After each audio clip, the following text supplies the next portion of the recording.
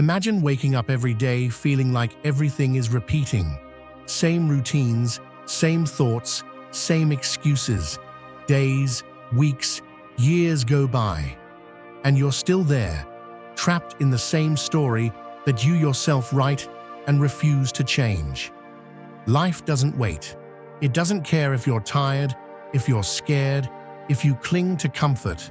Either you adapt or you consume yourself in the inertia of your own mediocrity. Most people don't fail because they lack opportunities or talent. They fail because their mind is weak, because they let themselves be dragged by impulses, fleeting emotions, and meaningless distractions. They drown in useless worries and look for excuses instead of solutions. They want results without paying the price. They want discipline without effort. They want to change without sacrifice. But the reality is harsh. If you don't master your mindset, someone else will do it for you. Society, your fears, others' expectations. And what do you think they'll do with you? Exploit you, manipulate you, make you believe that your time and energy should be at the service of something that doesn't even make you happy. It's not just about thinking positively. That's motivational garbage. It's about building an impenetrable mental framework, an internal structure that doesn't wobble in the face of fear, doubt, or difficulty. Discipline is not an option. It's the price of freedom. It's not a talent. It's not a matter of luck or inspiration. It's a daily decision. It's forged blow by blow, sacrifice after sacrifice, choosing the hard over the easy, the right over the comfortable. Stoicism is not empty theory. It's not philosophy for intellectuals who sit around debating without acting. It's practice. It's action. It's cutting off the chains of external validation. It's acting even though fear is biting at your heels. It's transforming pain into power and adversity into advantage. Life is not going to stop because you keep postponing what you know you should do. It's not going to wait until you're ready because you'll never be if you keep thinking like a weak person. If you keep seeking comfort instead of growth, you'll stay exactly where you are. Today, we're going to talk about 10 lessons that can break the cycle you're trapped in. 10 principles that, if you apply them, will rip you out of mediocrity and force you to toughen up. These aren't soft tips. They're not self-help phrases designed to make you feel good. They're uncomfortable truths. They're rules that, if you follow them, will change your life. But change hurts. Change requires burning the weak version of yourself, the one that gives up, the one that looks for excuses, the one that depends on the validation of others. So the question is simple. Are you going to listen to this as a mere spectator, or are you going to do something with it? 1. Break the curse of the repeated day. Get up, check your phone, eat the same breakfast, go to the same place, work on the same thing, come home, kill time with distractions, sleep, repeat. Does that sound familiar? This is not living. It's existing on autopilot. It's the trap that millions of people fall into who one day woke up and realized they had wasted their entire life without realizing it. The problem is not the routine. Routine is necessary. It's part of order. But when it becomes an empty repetition, a sentence in which each day feels the same as the previous one, then it becomes a prison. A routine without purpose is a vicious circle that is hard to escape because the mind gets used to the known, the predictable, the comfortable. And comfort kills. It kills growth. It kills ambition. It kills the desire to improve. Marcus Aurelius put it clearly. Do not live as if you had 10,000 years ahead of you. Fate is upon you. While you live, while it is possible, be good. What does this mean? That you have no time to waste. That if each day is a repetition of the previous one, It's because you allow it. The only way to break the curse of the repeated day is by introducing controlled chaos into your life. Break patterns. Question everything. Ask if what you're doing today is taking you where you really want to be, or if you're simply moving out of inertia. Do things that challenge your brain. Get up earlier. Take a different route to work. Talk to someone you've never spoken to. Learn something new. Stop doing things you hate just because you've gotten used to them. Start making decisions with intention, instead of letting life carry you like a leaf in the wind. If you keep doing the same thing, you'll keep getting the same results. Discipline is not just repeating habits. It's also having the ability to detect when you need to change. If you feel your life is becoming an endless loop, don't ignore that feeling. It's a warning. It's your mind screaming at you to wake up before it's too late. Because in the end, one day you'll wake up and realize that time is up. And what will you have done? Will you have lived or simply existed? 2. Don't believe everything your mind tells you. Your worst enemy is not outside. It's not society. It's not your boss. It's not your circumstances. It's your own mind. That inner voice that tells you that you can't, that it's too hard, that it's not worth trying. That voice that convinces you to procrastinate, to give up, to choose the easy path over and over again. If you don't learn to challenge it, it will destroy you from within. The problem is that most people never question what their mind says. They believe that if they think it, then it must be true. They let themselves be carried away by impulses, irrational emotions, and limiting beliefs that they have dragged on for years without even asking themselves if they make sense. But here's the uncomfortable truth. Your mind is not always on your side. Its job is not to make you successful or strong. Its job is to keep you safe. And that means keeping you in the comfort zone, avoiding risks, making you fear the unknown. The human brain is a compulsive storyteller. It doesn't stop.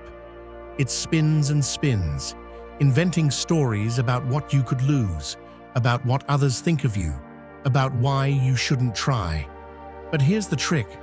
Those stories are not reality. They're just interpretations, many of them inherited, programmed by fears that are not yours, or past experiences that no longer have to define you. Think about how many times you've stopped in the face of a challenge, because in your head, a catastrophic scenario was set up. I'm sure I'm going to fail. They're going to criticize me. I'm not good enough. And then, when you finally dared, you realized that none of that was true, that all that panic only existed in your mind. So here's the strategy. Become the observer of your own thoughts. Don't react immediately. When fear, doubt, or anxiety arises, ask yourself, is this a fact or is it just a story I'm telling myself? Learn to distinguish what is real from what is an invention of your mind to keep you safe. And it's not enough to analyze, you have to act. If your head tells you that you're not capable, prove it wrong with action. If it tells you that tomorrow will be a better time to start, do it today. If it tells you that people are going to judge you, understand that most are too busy with their own insecurities to think about you. The problem was never the difficulty of the path. It was the voice in your head telling you that you couldn't walk it. Challenge it. Ignore it when necessary. And above all, don't let its lies dictate the course of your life. 3. If fear speaks, do the opposite. Fear is a liar. It's a dream thief. It's the architect of all wasted lives. And if you let it, it will turn you into its prisoner. Think about how many times you've wanted to do something, and fear has whispered in your ear, "You're not ready. It's too hard. You're going to fail. People are going to laugh at you." And then what do? Nothing. You freeze. You back off. You convince yourself that it's better to wait. And so the days, months, years pass by. Until one day, you look back and realize that all the opportunities you missed were not because you couldn't, but because you believed your fear. But here's the catch. Fear doesn't disappear. Never. No matter how much you grow, it will always be there. It will always find a new excuse to paralyze you. So the only solution is not to try to beat it, but to learn to use it as a compass. Because fear is a signal. If something scares you, it's because it matters. If something bothers you, it's because it has the potential to make you grow. And here's the game-changing rule. If fear tells you not to do it, do it. Don't think. Don't overanalyze. Act. Are you afraid of public speaking? Then speak. Are you afraid to start that project? Then start. Are you afraid to fail? Then fail fast and keep moving forward. The trick is to wrest control from fear before it takes root. The more time you give it, the more power it will have. It's like a shadow. If you run, it will chase you. But if you turn and face it, you'll see it was never as big as it seemed. Look at those you admire, those who have built something great, those who have lives that seem unattainable. They're not special. They're no different from you. They weren't born with less fear. They just learned to move despite the fear, to use it as an indicator of what they needed to do instead of what they should avoid. So the next time fear speaks to you, do the opposite. If it tells you to wait, act now. If it tells you to hide, step into the light. If it tells you you're not enough, prove it wrong.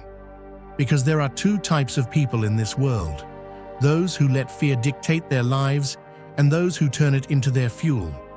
Which side are you going to be on? 4. Live as if time were a luxury you don't have. Imagine someone depositing an absurd amount of money into your account every day. Sounds incredible, right? But there's a catch. At the end of the day, everything you don't use disappears. You can't save it, you can't recover it, you can't ask for more. That's how time works. Each day, you are given 24 hours, and if you waste them, they're gone forever. The problem is that most people live as if time were infinite, as if there were always a later to do the important things. I'll start training later. I'll write that book later. I'll talk to that person later. But here's the brutal truth. Later is the most dangerous lie there is, because it's not guaranteed. If you really understood that time is the most valuable resource you have, would you continue wasting it on things that lead you nowhere? Would you continue postponing what you know you should do? Would you continue investing energy in arguing over nonsense, worrying about what others think of you, consuming empty content that adds nothing to your life? Most people don't appreciate time until they lose it, until they realize that years have passed and they're still in the same place, until an opportunity vanishes and it's too late, until someone important dies and then finally they understand that every minute counts. The problem is that we live distracted. We immerse ourselves in the noise of the trivial and lose sight of the essential. We look at screens more than people. We escape discomfort with empty entertainment. And so, without realizing it, we become slaves to distraction and procrastination. If you want to transform your life, you need a radical mindset change. Live as if each day were a luxury you can't afford to waste. Constantly ask yourself, is this worth my time? Does this bring me closer to the person I want to be? Will this matter in 5 years? It's not about living with paranoia or anxiety. It's about clarity, about making decisions with intention, about investing your time in what really matters, improving, building, learning, strengthening your body and mind, creating deep relationships, doing something that has an impact. Every time you think about postponing something, remember this: you're burning a day of your life that will never return. Every time you get distracted with meaningless things, imagine you're throwing bills out the window, because that's what you're doing, but with your time, which is much more valuable than money. Look at your life right now. If you knew you only had 6 months left, what would you change? What would you do differently? Now understand this: you don't need death to chase you to start living with urgency. 5. Make discomfort your mental gym. Most people run from discomfort as if it were poison. They avoid effort, pain, failure. They seek refuge in the easy, in the known, in what doesn't hurt. But here's the truth: no one wants to hear. Every time you choose comfort over challenge, you become weaker. Your mind and your body are like a muscle. If you don't demand them, they atrophy. If you don't confront them with stress, they wither. And the problem is that we live in an era where everything is designed to avoid discomfort. Fast food, so you don't have to cook. Endless entertainment, so you don't get bored. Excuses, so you don't have to strive. But here's the paradox: the more you avoid discomfort, the more fragile you become. What once seemed easy, now feels impossible. What was once a small obstacle, now is a mountain. You let any problem knock you down because you never trained for adversity. So here's the mindset shift that changes everything. Make discomfort your mental gym. Instead of avoiding the hard, seek it out. Instead of running from pain, make it your teacher. Instead of fearing failure, use it as training. Every time your mind says, "This is uncomfortable, this is hard, this hurts," understand, that's where growth occurs. That's where you set yourself apart from the rest. Does it hurt to train? Then keep going. Your body will get stronger. Are you uncomfortable speaking in public? Do it more often. Your confidence will grow. Are you afraid of failure? Fail fast and learn. Your resilience will be forged. Look at the greats in any discipline. They didn't get there because they chose the easy path. They got there because they went through hell and kept moving forward. Because while others complained, they adapted. While others looked for excuses, they looked for solutions. Pain is a gift, not because it's pleasant, but because it shows you what you're made of. Discomfort is the filter that separates those who want something from those who actually get it. If you want a life without challenges, without effort, without struggle, then prepare for a life without evolution, because the easy way gets you nowhere. So the next time you face something difficult, change the question. Don't ask yourself, "How do I avoid it?" Ask yourself, "How do I face it?" Don't think about how uncomfortable it is. Think about how strong it will make you. 6. Get rid of the addiction to applause. Imagine this.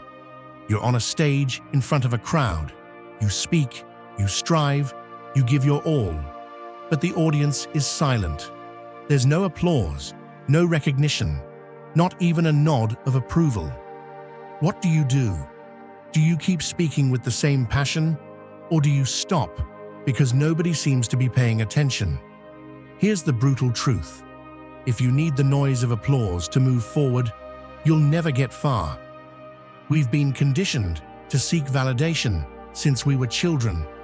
We were rewarded for good grades, congratulated for every small achievement, taught to measure our worth by the reaction of others.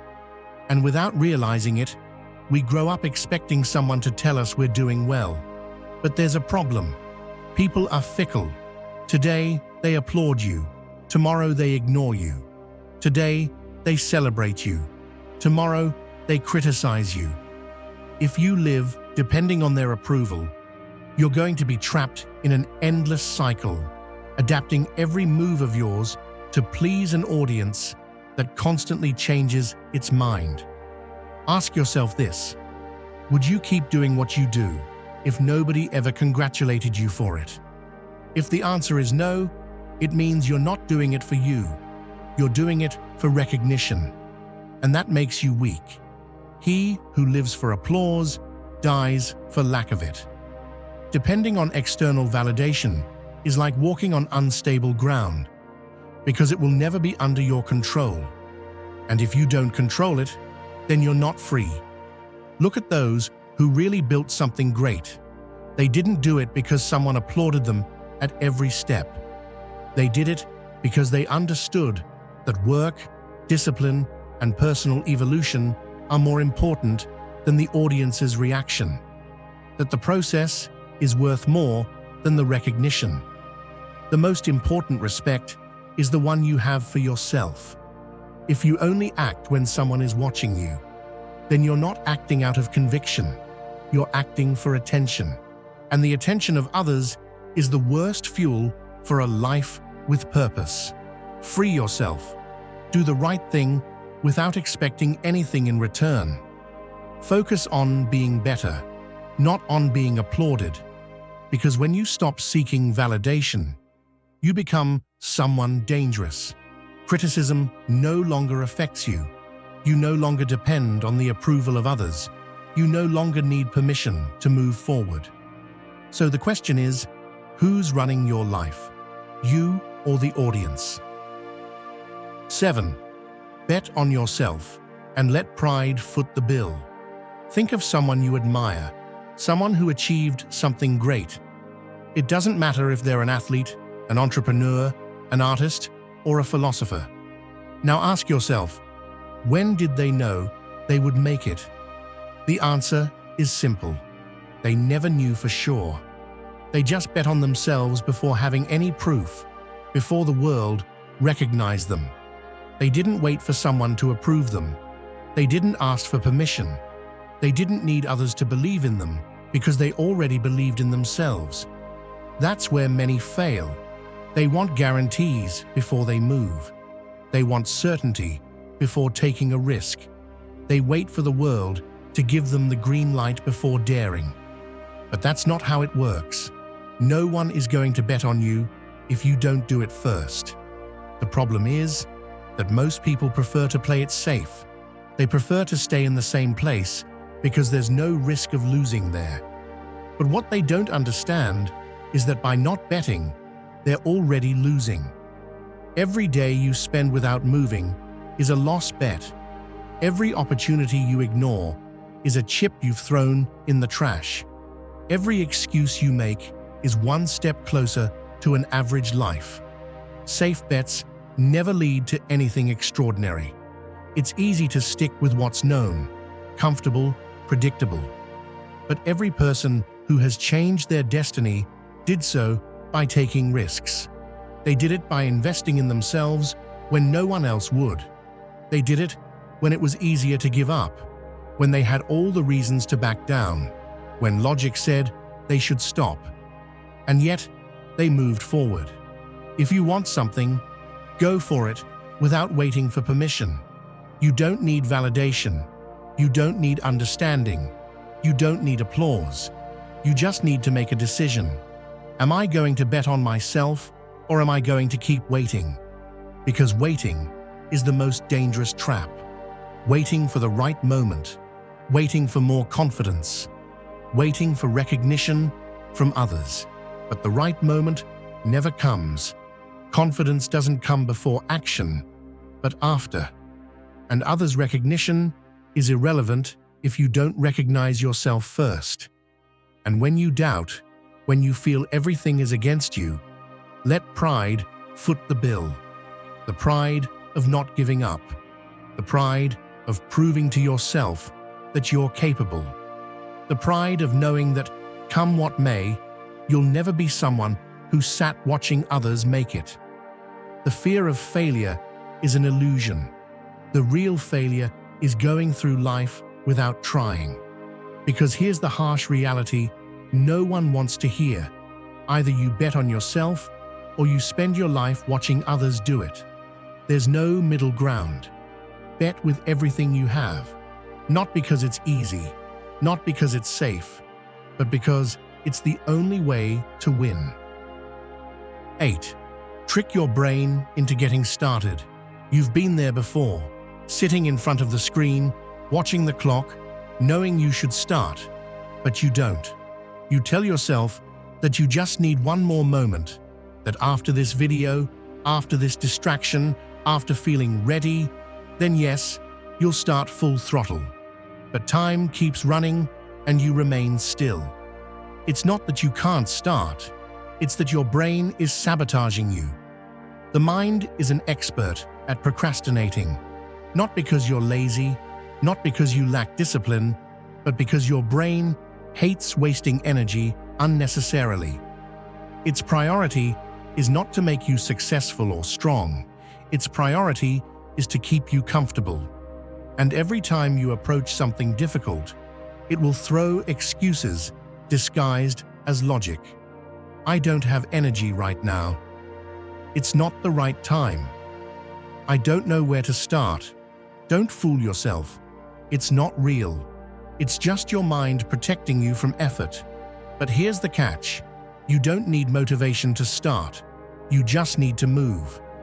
The mistake most people make is waiting to feel ready, to feel inspired. But motivation is an emotion, and emotions are unstable. If you depend on them to act, you're lost. The solution is simple. Trick your brain. Tell it that you're just going to take a small step. Just 5 minutes. Just one action. Just open the file and write a sentence. Just do one repetition at the gym. Just send a message. Because once you start, something changes. Your brain stops resisting. The inertia breaks, and what seemed impossible a minute ago suddenly becomes manageable. Movement generates more movement.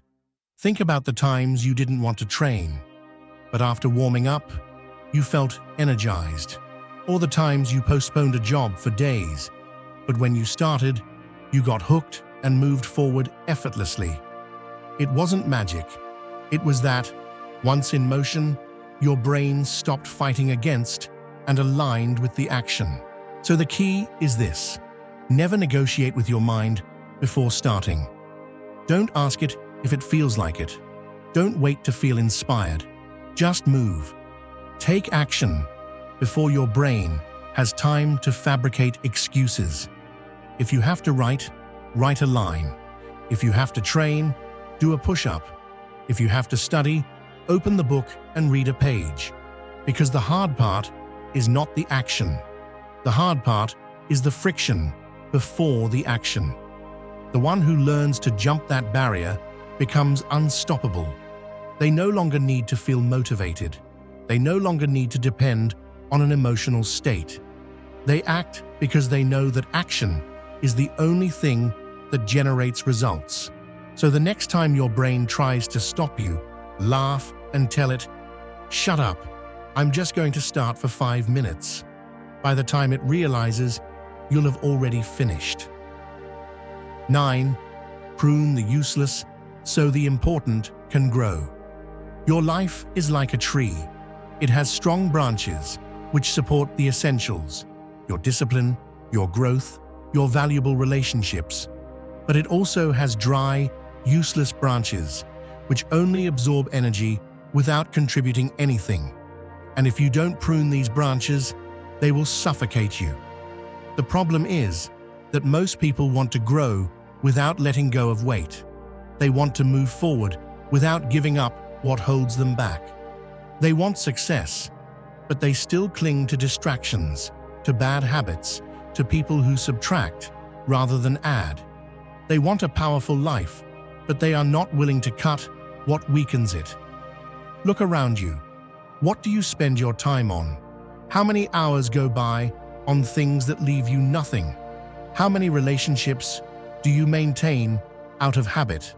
How many times do you do something just because you've always done it, without asking yourself if it still makes sense? The difference between someone who moves forward and someone who stagnates is in what they let go. The first knows that for something to grow, something has to die. The second clings to everything, even if it is destroying them. So here's the rule. Pruning the useless is not an option. It's a necessity. If an activity doesn't contribute anything, eliminate it. If a habit slows you down instead of propelling you, cut it. If a person only brings negativity and drags you back, let them go. You can't carry everything. There's no room for what really matters if you keep clinging to the unnecessary. And yes, it hurts. It hurts to let go of what is familiar to you. It hurts to break patterns that you've been following for years. It hurts to say goodbye to certain people. But it hurts more to stay in the same place for fear of making room for the new.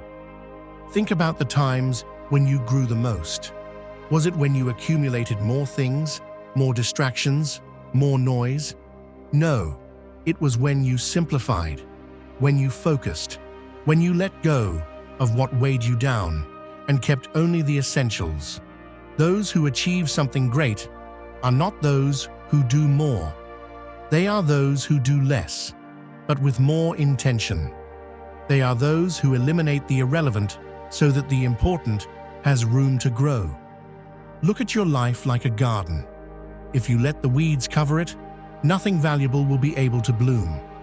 Not because you're not capable, but because you don't give it the necessary oxygen to exist. So take the scissors. Cut without mercy. Because the sooner you eliminate the useless, the faster what really matters will grow. 10. Make yourself impervious to what you can't control. There are two types of people in this world. Those who wear themselves out over everything that is beyond their control, and those who focus on what they can change. The former live in a constant state of frustration, anxiety, and complaint. The latter move forward regardless of the circumstances. If you want to be strong, if you want to be someone who doesn't break at every blow of life, you have to become impervious to what you can't control. It doesn't mean being indifferent. It means understanding that there are battles not worth fighting because they were never in your hands to begin with. Think about how much energy you lose, worrying about what others say, about other people's decisions, about situations that are completely beyond your power. It's like being in the middle of a storm and shouting at the sky to stop raining. You can't change it, but you can choose what you'll do with it. Other people's opinions are not in your control. The global economy is not in your control. Injustices, betrayals, accidents, wasted time, none of that is in your control. But what you can control is your reaction. And that's the difference between someone who sinks and someone who strengthens. When you focus on what you can change, everything changes. You no longer waste time on useless fights. You no longer get stuck in resentment. You no longer get frustrated by every little thing that goes wrong.